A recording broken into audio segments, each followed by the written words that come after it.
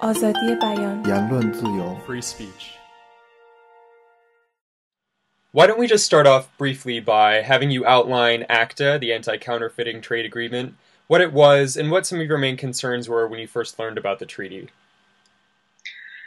The Anti-Counterfeiting Trade Agreement was an international agreement negotiated between a very few parties at an international level. And at that, for me, a big concern was that the parties that were negotiating were known to previously have been adopting very, very strict policies of enforcement with respect to copyright infringement and other types of intellectual property rights infringement. And I found out about the negotiations already in 2007, so I've been following this issue for a very long time. In 2007, ACTA was really kind of like an effect of having failed to push very oppressive measures against infringement in other international multilateral fora like the World Customs Organization, the World Intellectual Property Rights Organization, or the World Trade Organization.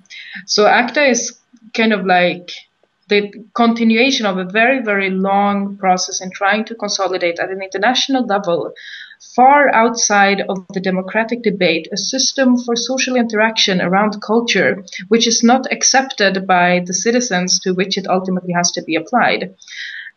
And I found that very distressing about the agreement in 2007, and I continue to find it very distressing about the agreement now. What issues do you think, was it business or free speech, that persuaded members of European Parliament to vote the way they did in July? Well, if I'm completely honest, I think in many cases, maybe neither. ACTA was shown many times to be legally unsound. It received a lot of criticism from industry agents and from legal experts and from civil society. But the parliament was also under a lot of public pressure and in a lot of member states at the same time. So the kind of beautiful thing about the ACTA debate, I think, was that the protest didn't just come like kind of locally. It really showed kind of that online interaction is something that we do across borders and everyone does. And that meant whenever a parliamentarian was receiving a citizen protest from somewhere in their member state and they go to one of their colleagues are like, yeah, my constituency is also worried about this very same issue. Normally in the European Parliament, you have a buffer effect. You know, like if the German voters are angry with something, all of the other voters will not be worried about something. So the parliamentarian will go to their colleagues to tell them, oh, but we're not so concerned about that, and it will feel more okay. In ACTA, there was no breathing space for any parliamentarians. Everyone knew that everyone was upset. This created the rejection. But at the same time, when you look at other policies in a similar field that the parliament has been approving, you don't really see any political consistency. Similarly, the parliament, for instance, approved the lengthening of the neighboring rights directive in 2009. The parliament also has not been doing a very constructive work with the orphan works directive, which was proposed by the commission in 2010. So the parliament is not consistent in an analysis of having neither free speech nor actually online businesses.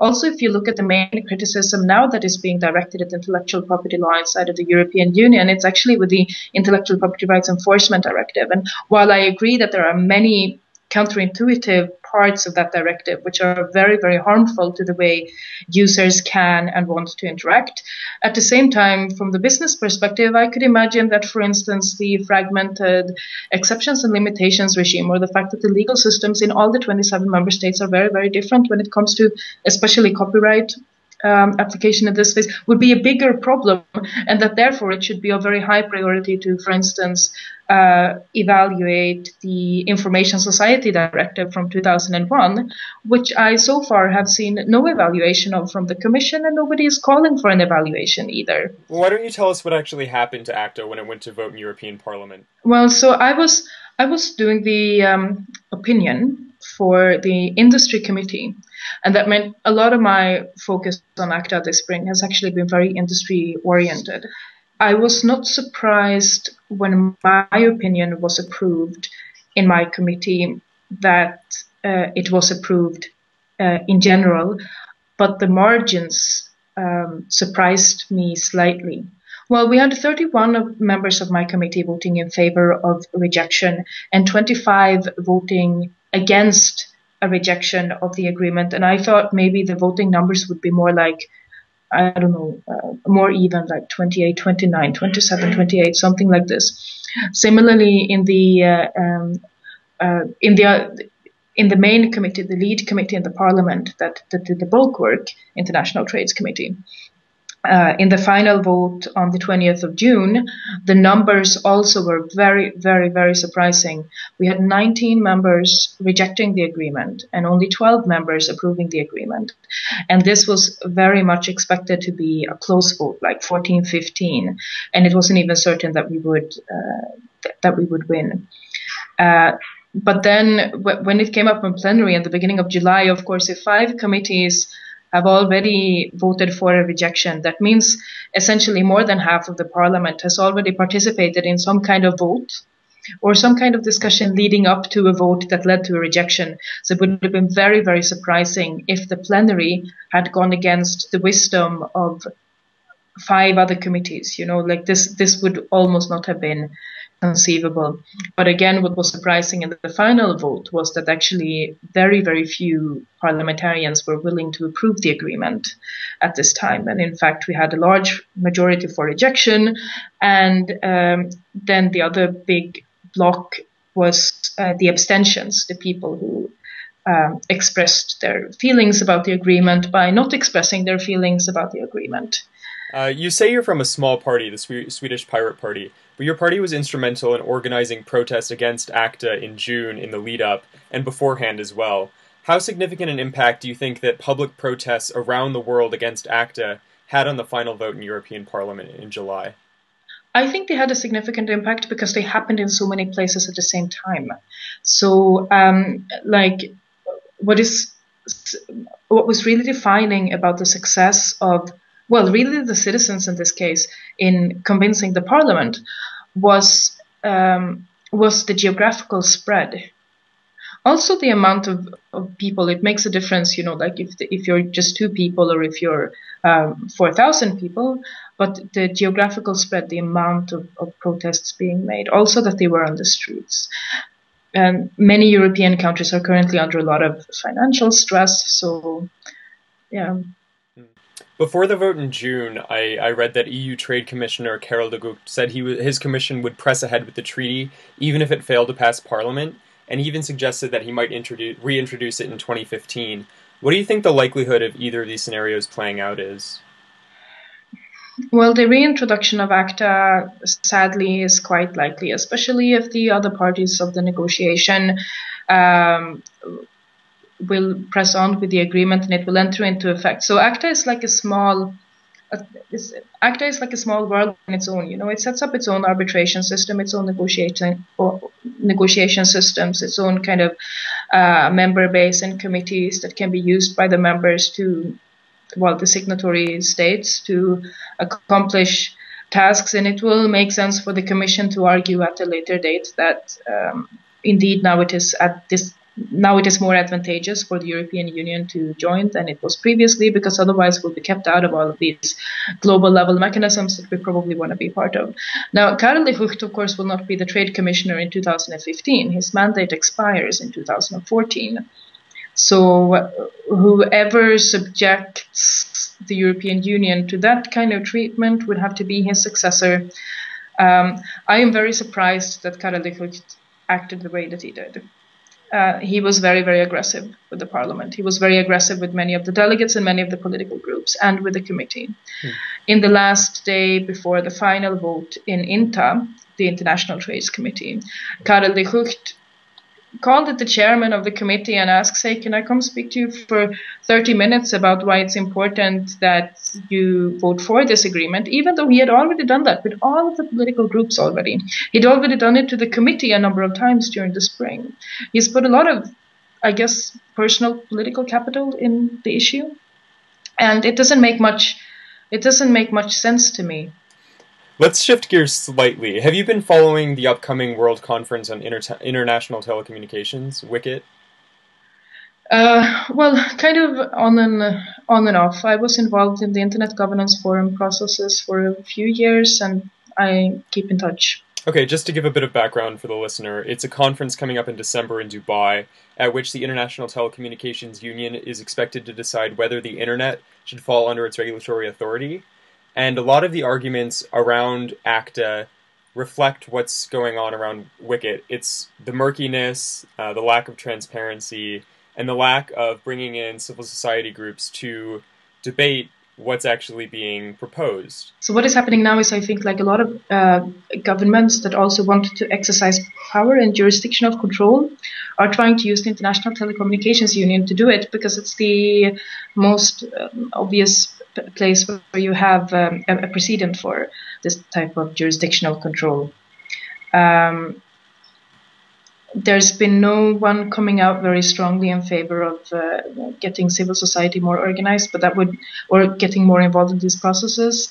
But obviously, it would be very good if United Nations institutions in general did not have a system where you had to pay to get access to standards document, or pay to get access to information about meetings, or the United Nations staffers.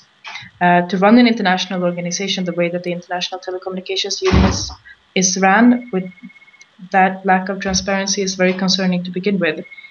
And the first thing that you need to do is make sure that there's not paid access. Like, you don't pay for access to democracy. This is not the way democracy works. It's very important that thing is changed. So to recap some of the main things that have been going on this year, have you seen any patterns emerge in the last year comparing the fates of SOPA, which was the U.S. Stop Online Piracy Act, PIPA, similar legislation in the U.S., ACTA, and perhaps the WCIT, WICIT, coming up in December? Any similarity in how they've played out in terms of legislation being changed, popular protest? Well, but WICIT is completely different. Like ACTA, so SOPA and PIPA, you must know, is like an American thing. Like, so we can say that they will affect us because we're Europeans, and we'd be correct about that because a lot of our services are based in the US, but it's essentially an American jurisdictional thing. Now, the Anti-Counterfeiting Trade Agreement is essentially a Western European kind of like American, what you call them, like party of really good friends. But like industrialized countries anyway, which makes it different. And then you have WICIT, which involves a whole range of other actors, actually, that aren't present in this.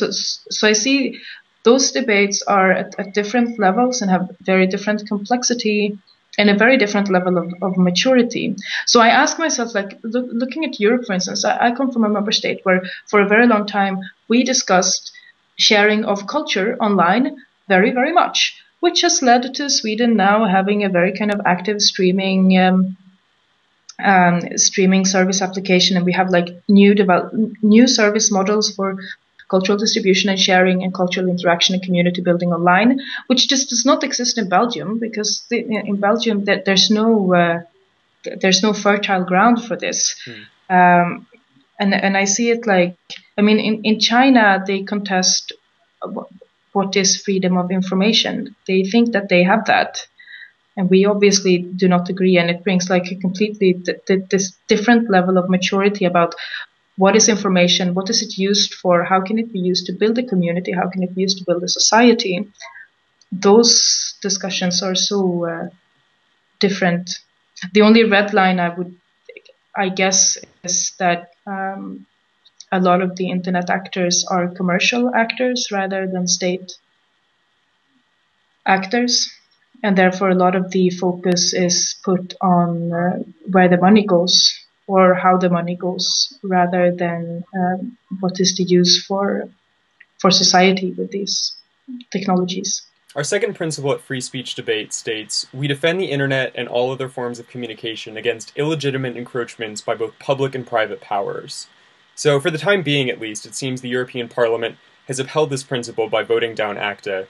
But with WICIT on the horizon in December, and I'm sure you read the news recently that India blocked 250 websites to, quote, lessen communal tensions. We've seen similar things in other countries around the world.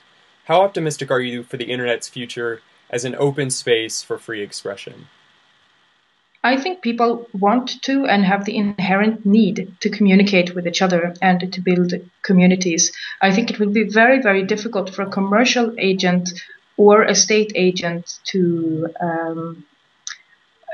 destroy that need.